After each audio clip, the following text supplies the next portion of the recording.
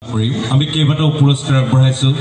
প্ৰথম পুৰস্কাৰ লগত 10,000 টকা লগতে 1 কাৰ্টন কিতাপ, দ্বিতীয় পুৰস্কাৰ লগত 8,000 টকা আৰু 1 কাৰ্টন কিতাপ, তৃতীয় পুৰস্কাৰ লগত 6,000 টকা লগতে 1 কাৰ্টন কিতাপ, চতুৰ্থ পুৰস্কাৰ লগত 4,000 টকা আৰু 1 কাৰ্টন কিতাপ।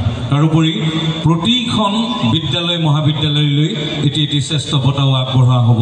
আজি মহৰ্ষি বিদ্যা মন্দিৰৰ ছাত্ৰ ছাত্ৰীসকলে যিকেইটা অনুষ্ঠান পৰিৱেশন কৰিব, যিটো অনুষ্ঠানে আটাইতকৈ বেছি নম্বৰ লাভ কৰিব সেই অনুষ্ঠানটোৱে শ্ৰেষ্ঠ বঁটা লাভ কৰিব।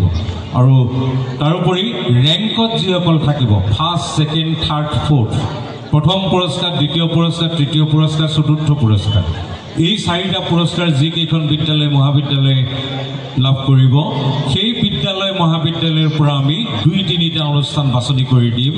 আৰু অন্তিম দিন 23 নৱেম্বৰ বিয়লি 3 বজাত শিক্ষামন্ত্ৰী অসমৰ মাননীয় শিক্ষামন্ত্ৰী মহোদয়ে বঁটা প্ৰদান কৰাৰ পিছতে সন্ধিয়াৰ সাংস্কৃতিক অনুষ্ঠানত সেই অনুষ্ঠানটি পৰিৱেশন কৰিব লাগিব। তাৰ বাবে আগতীয়াকৈ সাজু হৈ থাকিবলৈ অনুৰোধ জনাইছোঁ। ধন্যবাদ। আপুনি আসন গ্ৰহণ কৰক আৰু সাজু হ'বলৈ অনুৰোধ। Today, myself Rinisha Bora, myself Anubhav Barua, representing Maharshi Vidya Mandir in this cultural program. We will initiate and continue this program. Grantho hi Jnana Bhandara, Grantho Jeevan Sangeena, Grantha Prabodhayanti Nityam, Ajnanandhakara Haraka. Books play a very important role in our lives. They are often called the best friends of human beings because they never leave us alone and guide us in the right direction. Books gives us knowledge about the world, helps us understand different ideas and improve our imagination. A book fair is not just an event, it is a celebration of learning.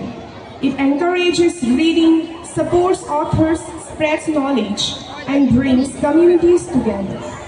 Books reflects the culture and tradition of a society. One of it is meaningless without the other, just like the one side of a coin. Therefore, today, the students of Maharshi Vidya Mandir are here to showcase their talents with the cultural program. শ্ৰদ্ধাভাজন সুধীবৃন্দ, Jayate মহৰ্ষি বিদ্যা মন্দিৰ যোৰহাটৰ ছাত্ৰ ছাত্ৰীসকলে পৰিৱেশ দিবলৈ লোৱা আজিৰ এই সাংস্কৃতিক অনুষ্ঠানলৈ স্বাগতম জনাইছোঁ। অসমৰ লোক সংস্কৃতি, সত্ৰীয়া সংস্কৃতি আৰু আধুনিক অসমীয়া সংস্কৃতিৰ সুসমাহাৰেৰে আপোনালোকলৈ আগবঢ়াবলৈ লৈছোঁ গীত, নৃত্য আৰু বাদ্য আদিৰে সমৃদ্ধ এক সাংস্কৃতিক অনুষ্ঠান। আপোনালোকৰ সহযোগিতা আমি অন্তৰিকতাৰে কামনা কৰিম। ধন্যবাদ। শ্লোক হৈছে ভাৰতৰ শাস্ত্ৰীয় সাহিত্যৰ সংস্কৃত ভাষাৰ এক কাব্যিক ছন্দবদ্ধ ৰূপ। শ্লোকৰ ব্যৱহাৰ আৰু মহত্বই ভাৰতীয় সংস্কৃতিত যুগ যুগ ধৰি এক বিশেষ আসন গ্ৰহণ কৰি আহিছে। আহকচোন আমি প্ৰথমেই এটি শ্লোকেৰে পৰম পুৰুষক বন্দনা কৰোঁ। Today, we are blessed to begin our program with the divine words of the Bhagavad Gita, a scripture that is not just a religious text, but a guiding light for life. So please welcome the students of class 6, 7 and 8 on the stage for a soulful sloka recitation.